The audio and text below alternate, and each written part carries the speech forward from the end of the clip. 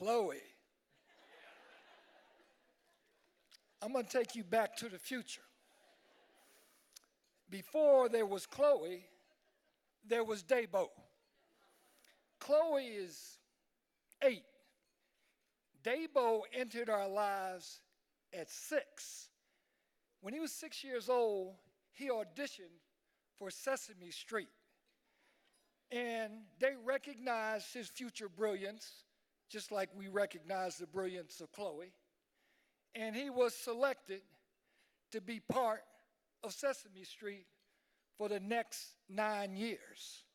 So, before he was 8, 6 years old, he was known, just like Beyonce or Tupac, by one name, Dabo. Nobody can even pronounce his last name, Dabo. You know, this young Barack, father Nigerian, mother from Dublin, Ireland. I call him very often our Thurgood Marshall, one of the greatest civil rights lawyers in our history. He is really, in terms of his generation, the Thurgood Marshall of his generation. After those 9 years on Sesame Street, he decided he wanted to become a lawyer. I said, Dabo, why did you want to become a lawyer? He said, well, when I was 8, Jesse Jackson came on Sesame Street. Jesse told me, keep hope alive. Dabo went on to NYU Law School. After NYU Law School, he joined my law firm, Paul Weiss, where he worked with the great Judge Leon Higginbotham. And Judge Higginbotham was one of the greatest federal judges in the history of the country, one of the first African Americans to be named to the federal bench. And when he retired, he joined Paul Weiss. And at Paul Weiss, his main job was to do civil rights work. And he took this young associate from NYU under his arm. And he taught Dabo, he mentored Dabo. I mean, one of the purposes of Brother and Sister Soul is to mentor people. And Dabo was mentored by so many great civil rights lawyers, beginning with Judge Higginbotham. And Judge Higginbotham taught Dabo how to do voting rights cases. And then in 2001, Dabo decided that he had outgrown Paul Weiss and he wanted to go to the NAACP Legal Defense Fund. And all of you know that LDF is the law firm that was started by Thurgood Marshall and is the law firm for Black America. It is the law firm that argued the Brown versus Board of Education cases and continues to protect the rights of African Americans.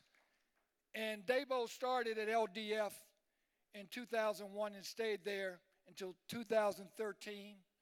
He rose to be the head of litigation.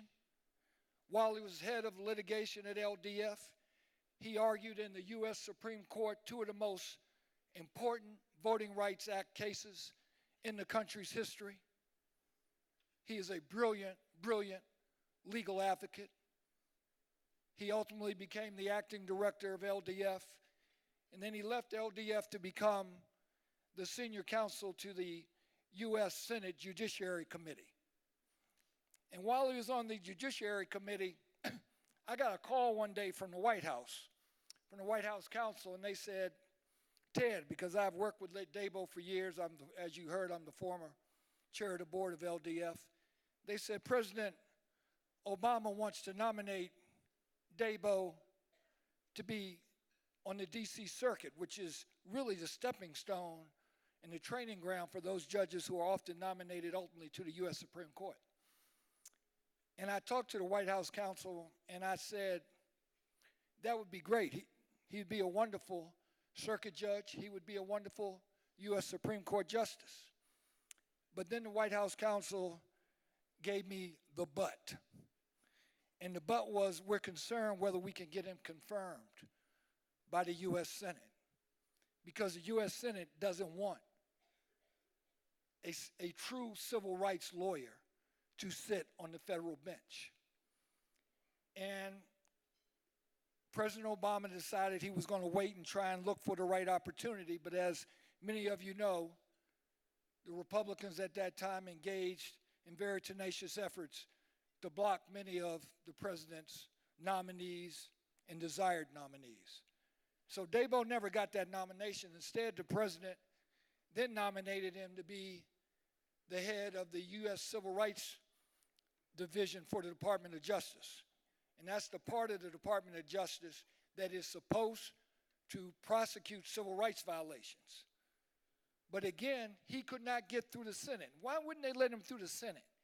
Because he had the audacity, while he was at LDF, to represent a black man who had been sentenced to death. And Dabo took the position that the death sentence was unconstitutional. And he actually won the case. He won the case, got the death sentence reversed. But senators then said, no, we don't want somebody who represents people on death row to be head of the Civil Rights Division. So he was not able to be confirmed. President Obama still thought so highly of him, he appointed him to be on the U.S. Civil Rights Commission because he didn't need to go through Senate confirmation for that.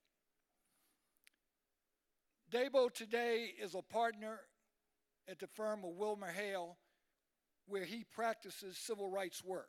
He spent the last year of his life representing Harvard University, who has been attacked for using affirmative action efforts to increase the number of black students in the freshman class at Harvard, being attacked by the Trump administration.